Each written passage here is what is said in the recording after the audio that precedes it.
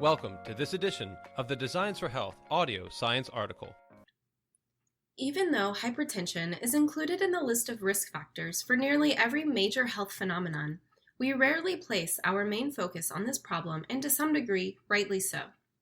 Advancements in functional medicine have shown us that high blood pressure is so often an outcome of deeper problems, including obesity, insulin resistance, malnutrition, genetics, and hormonal and oxidative stress. Despite these truths, hypertension remains a top concern among the general public since nearly half of U.S. adults have hypertension, and the death rate from high blood pressure has increased nearly 11% in the last decade. Additionally, fewer of these individuals are accepting the traditional pharmaceutical solutions, instead seeking non-pharmaceutical alternatives to managing this challenge. As one of the most modifiable risk factors for America's top causes of mortality, including coronary heart disease, stroke, congestive heart failure, chronic kidney disease, and peripheral vascular disease, hypertension demands our attention. Since 1995, the infamous DASH diet, which stands for Dietary Approaches to Stop Hypertension, has been endorsed as the holy grail of non-pharmaceutical interventions for hypertension. It's still heavily promoted and sees success among those who previously feasted on a highly processed standard American diet. It may be intuitive to see that increasing the intake of fruits and vegetables, replacing refined grains with whole grains, and reducing added sugars will positively affect most metabolic parameters affecting blood pressure. But what about the DASH diet's recommendations for consuming low-fat or fat-free dairy, reducing saturated fats, and red meat?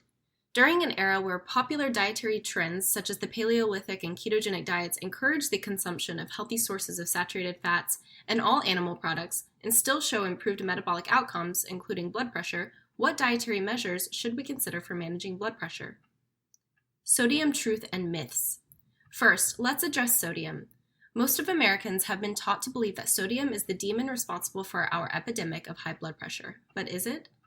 Various biochemical mechanisms have been proposed to explain the theory of sodium restriction in managing blood pressure.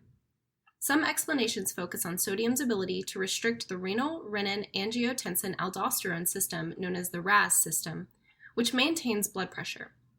Others point the fingers at impairments in sodium elimination mechanisms, resulting in extracellular volume, higher cardiac output, and vasoconstriction. And still, other explanations look at the effects of high sodium concentrations on cardiac cells, hypertrophy, renal tubules, inflammation, and oxidative stress. All of these explanations may have some merit, justifying sodium restriction in some hypertensive individuals who respond well to sodium restriction and thus are labeled salt-sensitive patients. But not all hypertensive cases respond to sodium restriction, forcing us to look deeper. Many have thought that a high sodium to potassium ratio in the diet has been responsible for the epidemic portions of hypertension. While it is true that high processed diets are high in sodium and relatively low in potassium, other studies have shown a deficiency in potassium to be an independent risk factor for hypertension. Potassium acts as a natural vasodilator and muscle relaxant. Vegetables and fruits are among the highest sources of dietary potassium, and yet these vital foods are lacking in most diets.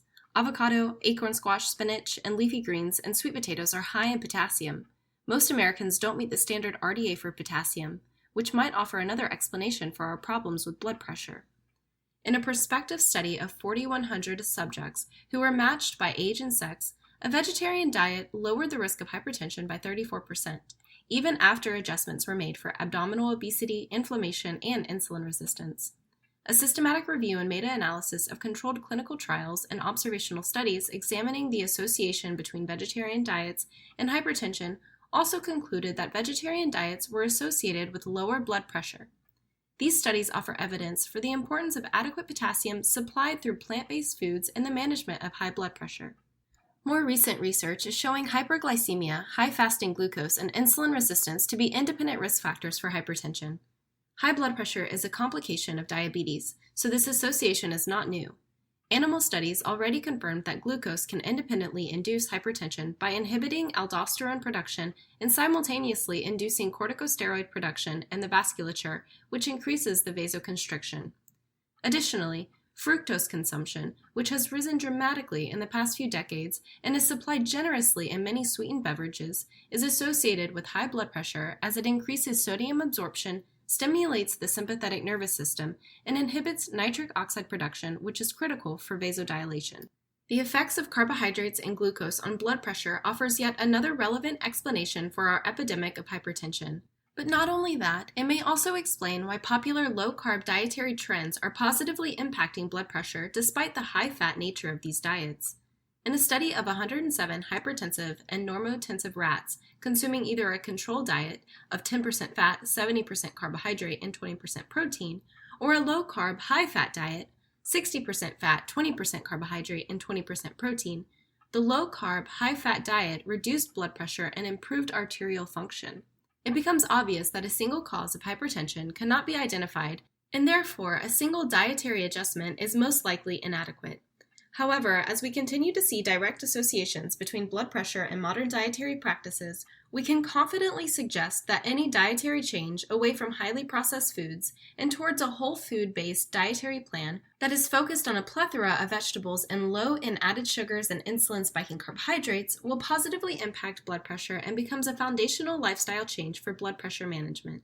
In Part 2, we will examine some nutraceuticals that could enhance blood pressure management in the context of positive dietary habits. Stay tuned.